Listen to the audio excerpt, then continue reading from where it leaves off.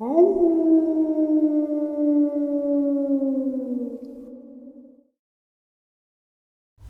greetings and salutations, everyone. I hope everyone is doing well today. Today I have an upload that is jam-packed full of terrifying encounters. Before we jump into them, though, a couple links. As you know, I rely on Patreon, PayPal, and the merch to help the channel to continue to grow and go. Links to Patreon and PayPal are in the description below. Merch displayed directly under the video. Also, Dogman Frightening Encounters Volume 1 through 3, the audiobook versions. They all were written and researched by Tom Lyons, narrated and produced by me, Jeff Nadolny. Those audiobooks are available on Audible, Amazon, and iTunes, the links to which are also in the description as well. And finally, last but definitely not least, if you'd really like to help support this channel to continue to grow and go, simply subscribe. It does not cost you a cent. Click that like button. Takes half a second. If you don't want to miss out on any of the informative uploads I put out daily, click that bell icon, and please, folks, leave a comment. Why? Well, because all these things, they really do help this channel to continue to grow and go. And they do matter. Now, everyone, I have taken far too much of your time. Let's get on with today's upload. Shall we? Today's first terrifying encounter. I grew up in a small town in western Massachusetts. It was a sleepy little community and not much happened in the way of excitement. But on this weekend we were camping. It was a Memorial Day weekend. I'd just turned 11. We got to the campground and got set up. We mainly were by ourselves and only saw a few other families along the trail on the way to our campsite. It was peaceful, and after a long day of setting up and getting situated, I was ready to crash out in my tent. Help me! Help me! Run! Oh my God, help me! I woke up like an alarm had gone off. I could hear this woman screaming at the top of her lungs. She came running into our campsite and was utterly hysterical with fear. My parents approached her to ask if she was hurt and offered her help, but she pushed past them and kept running, all the while screaming and sobbing. We followed her to the ranger station, as did a few other people from nearby campsites. She woke up the entire campground with her screaming. I remember the police showed up and all the flashing blue and red lights. 2 officers were standing around her as the paramedics wrapped her into a blanket. She kept saying the same thing over and over again. It was a werewolf, I saw it. It was a werewolf, oh my God, oh my God. I remember the paramedics loading her up into the ambulance and driving away. A few more cop cars showed up and the police began searching through the woods. My dad told me to go back to my tent and go to sleep. I don't know what else happened after that. Sometimes I still talk to my parents about that. We all remember it. It still gives us goosebumps. I don't know what that girl saw in the woods that night. I'm just glad I didn't see it. Today's second encounter. I'm going to share with you my experience. I live in a town called Arcata, which is in Northern California. I used to work at an outdoor store downtown. We sold all kinds of things there, like snowboards, mountain bikes, surfboards, kayaks, backpacks, and shoes, etc. I was actually working in the shoe department the day this guy came in. His name was John. He was looking for a pair of hiking boots. Now, as a salesman, it was my job to ask him all sorts of questions to make sure he got exactly what he needed without spending too much money on something he would never use. But in this case, what he needed was our most expensive pair of boots. They were like $220 or something like that. Anyway, I asked him what he was going to be doing with these Uber boots, and he told me that he was a graduate student at the University of Southern Pennsylvania, and that he was part of a startup Bigfoot research team. Now, Northern California is famous for our Bigfoot sightings.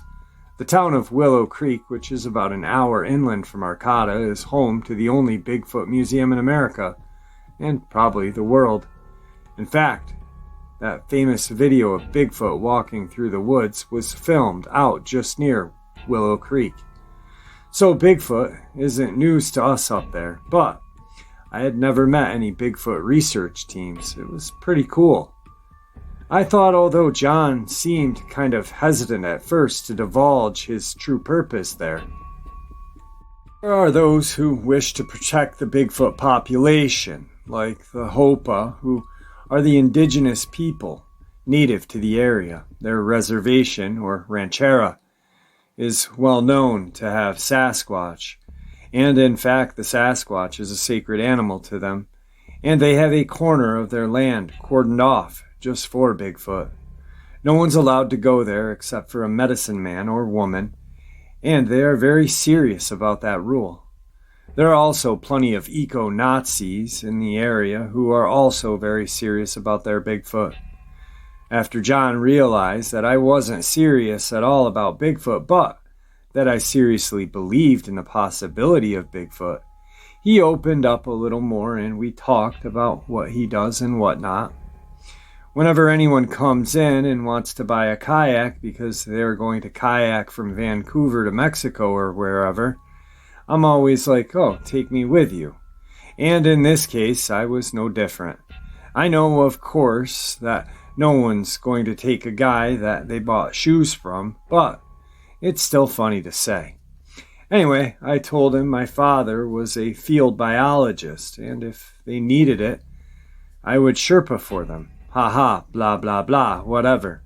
He bought the shoes, I thanked him and shook his hand, and that was that. Or so I thought. Next day, John came back in and asked me if I was serious about Sherpaing for them.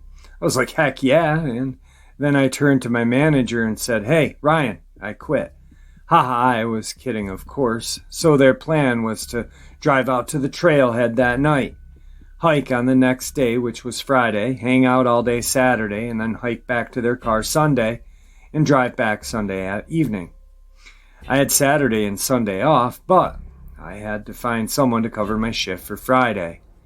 The reason they needed a Sherpa was because they do this thing called call blasting, where they take this super powerful tape deck and a loudspeaker and they blast Bigfoot sounds into the woods and wait for one to respond. It's an old hunter's trick, but the tape deck was big as a backpack and the loudspeaker was big and heavy as well. So I had to carry all of my stuff, including a sleeping bag, sleeping pad, a change of clothes, toiletry, and all my food. And I had to carry all the tape deck guy's stuff as well. But not only that, I also had to carry half of the loudspeaker guy's stuff as well, because he could only carry a day pack along with his loudspeaker. Oh, and I had to carry a 3-person tent on top of all of that. Luckily, someone else carried the water filter and camp stove and whatnot. But I was still pretty loaded down, to say the least. The hike in was exhausting because it was uphill in the Trinities, which, if you've ever been there, you know, is just way too vertical. Now, John's thesis was on Bigfoot diet. He studied what Bigfoot ate. How do you know what they eat if you've never seen one, you may ask? Well, apparently he studied their scat. Yeah, scat, Bigfoot poop. Which, to me, looked an awful like regular bear poop. But, what do I know, right? I mean, I just sell shoes. Anyway, we kept on stopping every 5 minutes to study Bigfoot tracks and take samples of Bigfoot scat, and that took all friggin' day. So when we got to camp, I was exhausted. We set up camp, and oh yeah, I was also the cook as well, so I made dinner, and then a few of the guys went out to do some call blasting, but the rest of us went to bed. I didn't sleep in the tent because it was so beautiful and warm. I was pretty stoked to be out there with these guys, and I was wondering if I was going to see a Bigfoot. That night, as I lie out there in the middle of the nowhere land, out in the open, I thought of all the Sasquatch stories I had heard. A friend of mine, Mike, had told me about one when he was working as wilderness patrol out there in the Trinities. He had set up camp like I did out in the open under the stars, and he was just about to get to sleep when he heard something. He was really silent and listened and then realized that it was just a deer or something, not a bear as he had feared. But then he heard it freeze, which was a little unnerving because Mike had already felt like something had been watching him for a while. He just lied there and listened, and the deer stayed absolutely still for a long time. Then suddenly it tore off straight down a very steep hillside and straight at Mike. Mike had actually laid his sleeping bag pad out next to the lake, and the deer, who must have already been aware of Mike, chose to run in his direction rather than hang around for whatever it was that was going to eat it. It ran straight down that hill, straight towards Mike. Then when it got to him, it jumped over him and into the lake, then swam straight across to the exact opposite bank, then got out and kept running straight in the same direction through the woods and off into the hills. Now you can imagine how terrified Mike was at that point. He said he felt like a kid, too afraid to move. He literally hid his head under his sleeping bag. Rock came flying down the hill in his direction and missed him. Then a bigger rock came crashing down. Then a boulder, too enormous for any man to move, came flying past him. And it was at this point he realized that these rocks were being thrown at him. That's when he heard the howl. He said it was completely unlike anything he had ever heard. Now he knows what bears sound like. He knows what mountain lions sound like. He knows what wolves and dogs and foxes sound like. But this was something altogether different. Mike was petrified. A few more rocks were thrown at him, but he realized that whatever it was that was throwing the rocks and howling seemed to be missing him on purpose. It didn't want to kill him, it just wanted him gone. Eventually it stopped and Mike stayed perfectly still. Until first light, at which point he got up, broke camp, and got the heck out of there. When he got home, he looked up Bigfoot research websites, documented his experience. Then he read up on other experiences and found out that rock throwing is actually fairly common. He said they also had recordings on the websites of Bigfoot howls. He said when he listened to them, the first one was obviously a mountain lion. The second one was hound dogs howling in the distance, and these people just didn't know what they sounded like. But then he clicked on a third one, and it was exactly what he had heard. The hair on his arms stood up, and the hair on the back of his neck as well. And he just had to get up and leave his room immediately. A few hours later, he tried again with the same result. His hair stood up, and he had to leave the room. To this day, he can't listen to that recording. After Mike told me that story, I had to get on the website myself and check out the recordings. He was not kidding, it was eerie. Anyway, it was stories like these that filled my head as I lied there in the middle of nowhere land out in the open. The next morning I woke up and made breakfast, and I was told that 4 of them were going to go out and look for more tracks and scat, and that I was to stay behind with this guy named Alistair, who had drank too much the night before while out call blasting and was still sleeping. Someone had to stay behind and make sure that our camp was not raided by raccoons or bears or Bigfoot or eco-Nazis or whatever. So that guy was me. I was beginning to regret this trip. They were all gone all day and Alistair slept the whole time, so it was just me, bored and paranoid. I kept getting freaked out, and every time I heard a noise, I just knew it was Bigfoot. My thoughts kept going to the negative place. When it was nearing 5 o'clock, I thought they had been killed by a Bigfoot or eco-Nazis or bears, and they'd never return. Eventually they did, and it was just in time for dinner. Coincidentally, Alistair was also just in time for dinner. John said that they had no luck finding tracks or scats, but that a trail led to the Hopa Ranchera, and so they could go no further. However, when it got dark, they were going to go and follow the tracks onto Hopa land and do some call blasting. Great. I thought, now I'm going to be the one left behind in the dark. But to my surprise, they told me since Alistair had slept all day, he was the one that had to stay behind and watch camp. and I was going to get to go with them. Cool, now things are starting to look up. So we finished dinner, left Alistair in charge of cleaning up, and we got our things together for night patrol. I was pretty nervous about trekking onto Hope of Land without permission. I also felt a little guilty about it as well, but anyway, I just talked myself out of it. And I was so excited about seeing a Bigfoot. All I had to do was carry my own little day pack. The tape deck and loudspeaker weren't to be handled by anyone other than SPU staff and students. This is getting even better. We set out and we find some tracks that they had found earlier. I should say that these weren't the kind of Bigfoot tracks that I had expected when I first signed up with these guys. They weren't footprints.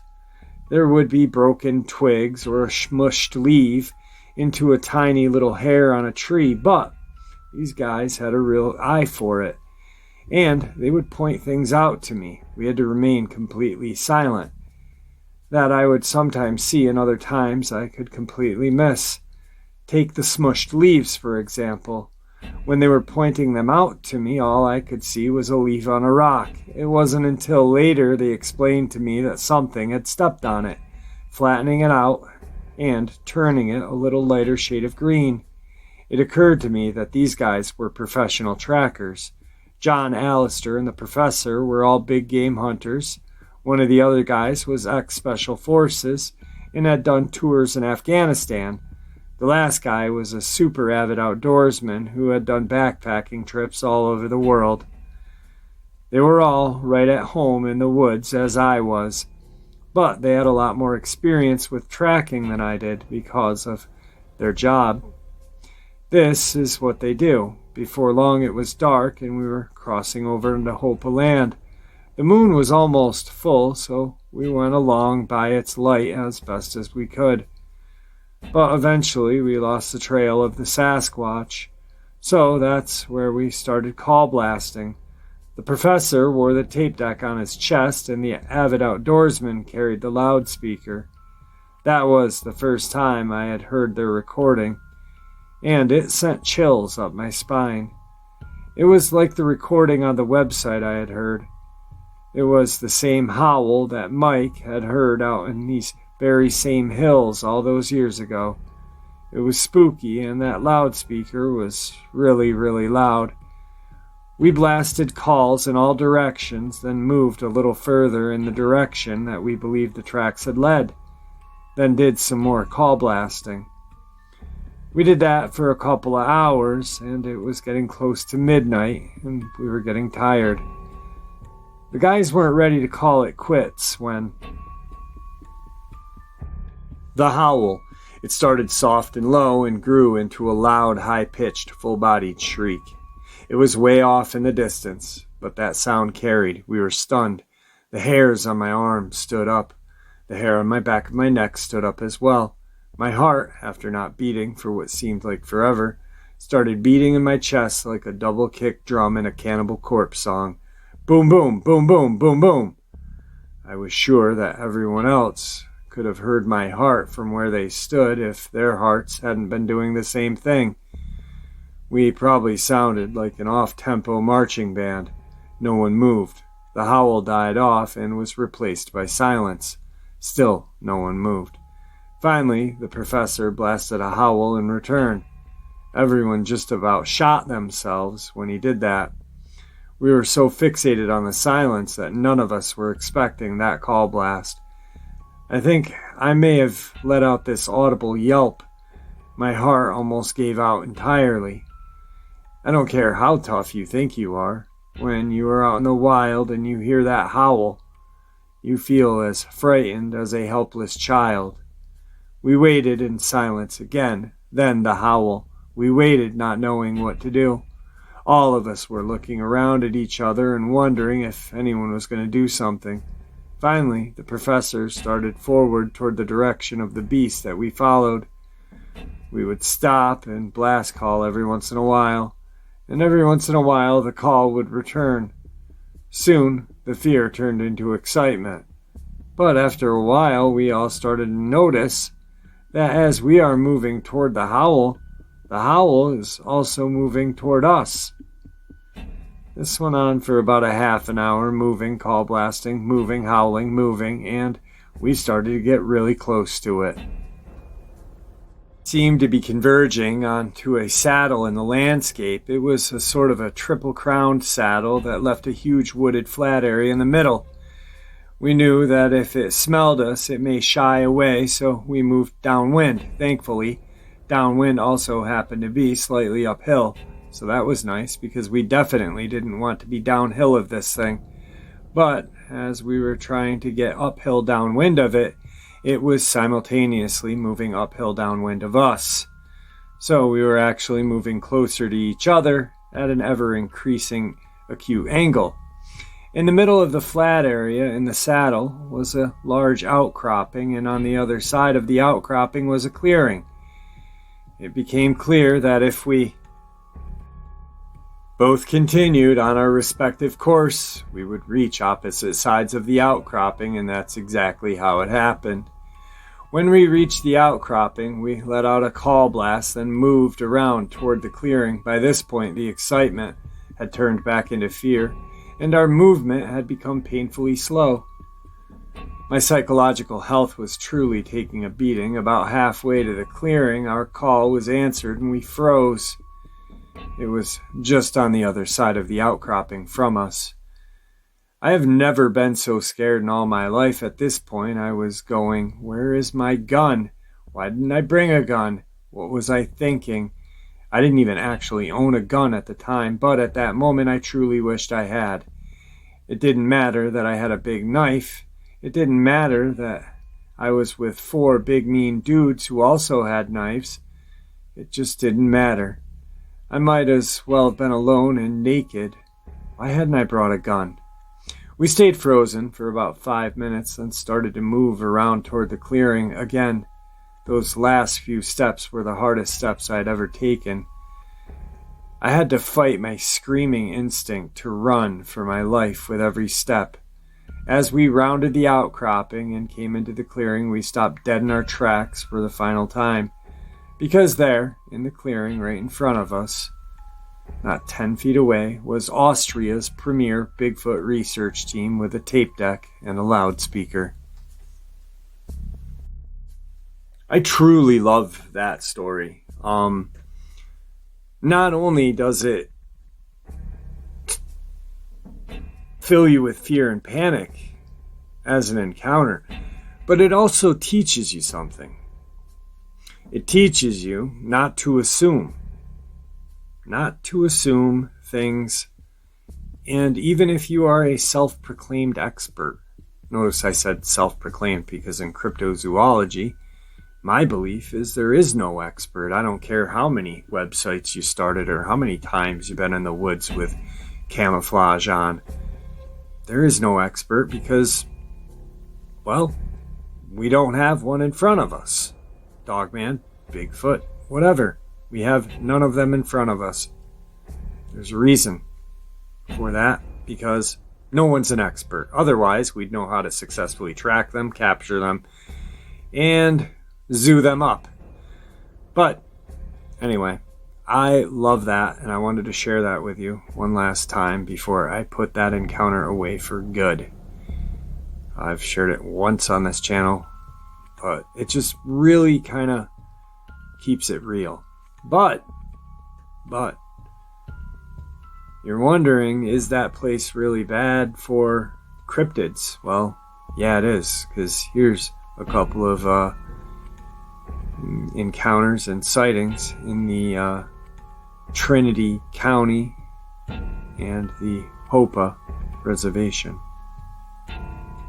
1966, Larry Browning sees a Sasquatch near his campsite north of Weaverville in the Trinity Alps.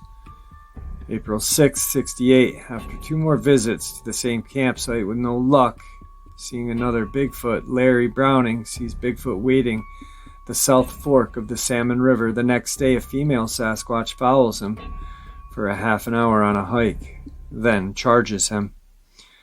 April 8th, 68.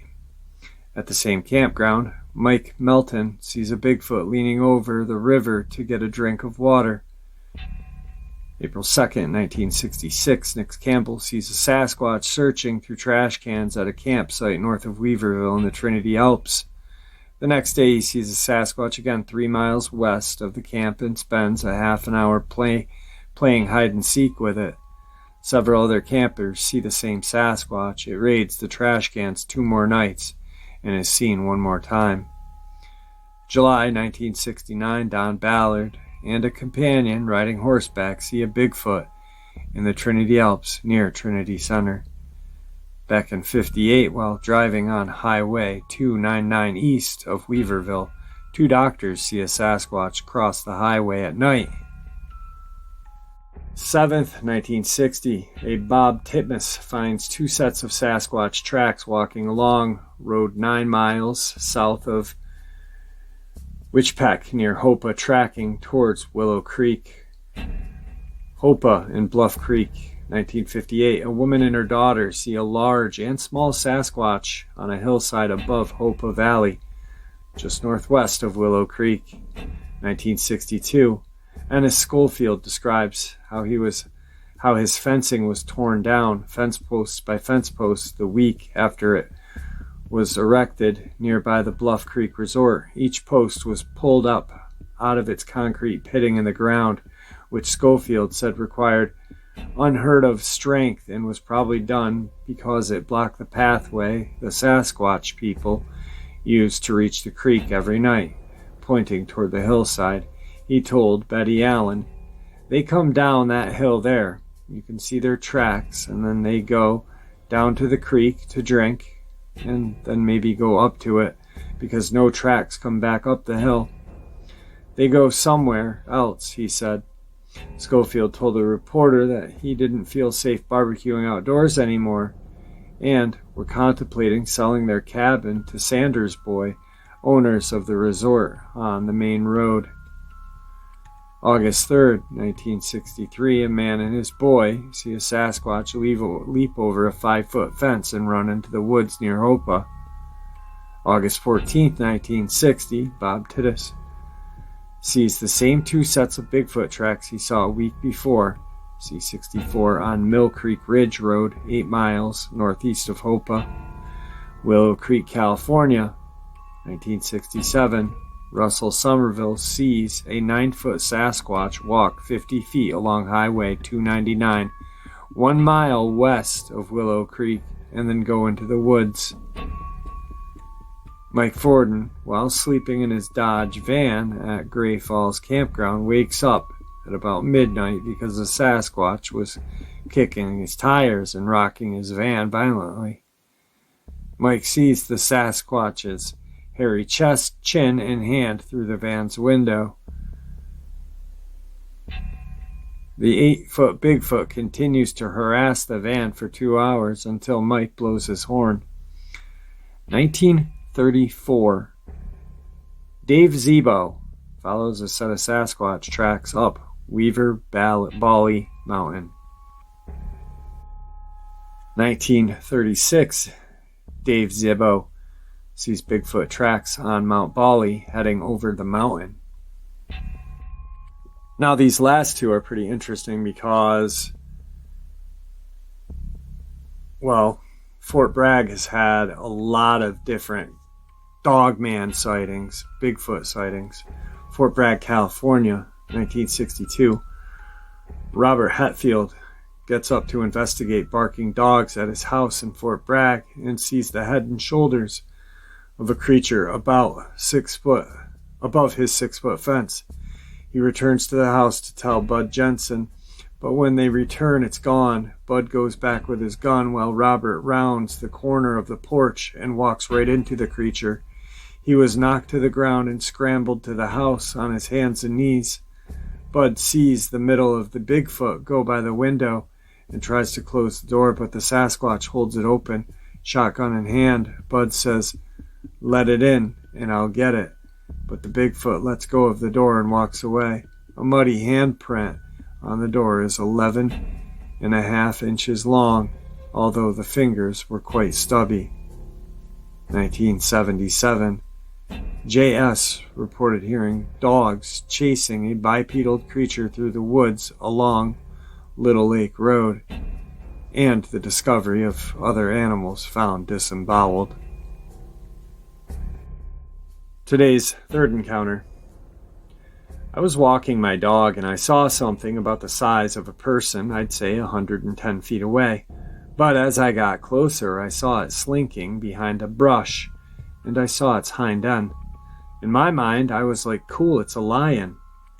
Then I'm like, wait a minute, I'm in New York, in the suburbs. But its feet extended almost like a kangaroo, like thick, bulky ankles, but almost like a human. It was gray, hairless. It was on 2 feet at one point that I originally thought it was a person, but as I approached it, it was on 4 legs. The way the back end looked and moved, it also seemed to have some sort of tail. No, it wasn't a dog. It moved more like a big cat, if anything, and also, no, I'm not on any drugs. Also, I don't suffer from hallucinations. Today's fourth encounter. This happened to me last August when I was driving down from Washington to San Diego with some friends. The 3 of us were camping in cool spots along the way, and at one point during our trip, we stopped to camp for a night near the Sierra Nevada mountains. My friend had heard that the sunrise reflection over the mountains was beautiful, so we decided to wake up at around 5 the next morning and watch. The time came and we reluctantly left our tent and walked about 10 minutes from our pretty remote campsite over to a long road and stretch of desert with a great view of the mountains. We stood there for about 20 minutes. Then, as I was looking across the distance, something caught my eye. It seemed to be some type of animal, but a weird size and super white. At first, I thought it was a bunny, but then decided there was no way. It was far too large for a bunny. The figure was maybe the size of a large dog, white, and moved kind of unnaturally, like jerky and fast. I remember the face being really weird, kind of undescribable.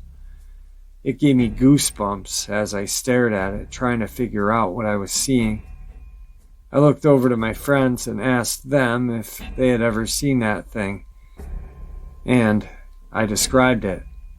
When I looked back, I couldn't see it anymore. Neither of my friends had seen this creature, but they shared a look, and one of them did motion 2 fingers walking on his arms. The other nodded, and they told me they didn't know what it was, and we should go back to our campsite. Today's final encounter. Let me say first and foremost, I'm a man of logic and explanation. I never believed in ghosts or any cryptid beings really in my life, but something happened the other night that really made me feel weird. So I live somewhere in between country and town here in Florida and see an abundance of wildlife. Fox, coyotes, raccoons are all very normal for me to see. Since there is a large population of fox around here and most people have chickens, everyone has large dogs, including myself. I have a 70-pound boy and a 60-pound girl pit. They are fearless. They know this is their property and they will protect it as such, alerting me if they hear anything. And if they do, I open the door and they run out and chase off whatever it is. The other night I woke up randomly and it was disturbingly quiet outside.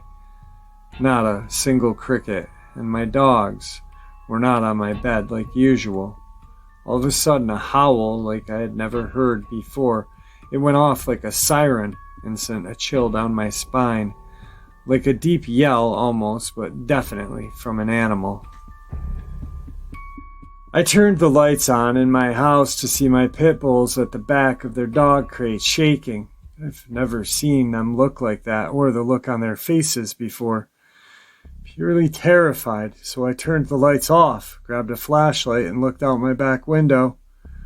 What I saw about 200 yards off by the tree line near the back of my property was this dog thing. I vaguely saw it, but it was very similar to a hyena built, with a large amount of fur on its neck, like a mane, almost, and skinny back legs. Its head looked very wolf-like, with erect ears and a large skull. It was huge. It was so black it was hard to make out distinct characteristics, but its presence scared basically any living thing around that seemed at night. The next morning I went to the spot I saw this creature, but saw no tracks or hair or anything. But I know what I saw, and never saw anything like it before. Has anyone in Florida seen anything like this? We've been having a lot of dead dogs in the area. Dogs that are large and are being killed by something. Other people think it's coyotes or feral dog, but I think it's the thing that I saw. Just seeing my dog so terrified really scared me. Alright folks, I hope you all enjoyed today's upload as much as I enjoyed sharing it with you. My God, just some absolutely terrifying encounters. That last one with the dogs in the neighborhood going missing, that's a key sign that you've got something in your surrounding area when you start to see house pets, strays, and you actually start to see, wildlife just kind of dwindle. Definite sign of Dogman, Bigfoot, or whatever.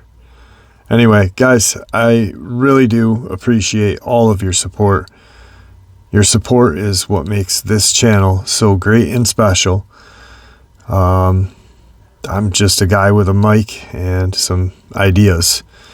You guys are what really pushes this channel to be what it is. So thank you. It is so appreciated. And with that being said, please stay safe, happy, healthy, and ever vigilant. We do know these creatures exist, and it's up to us to keep our family and friends safe. God bless you all.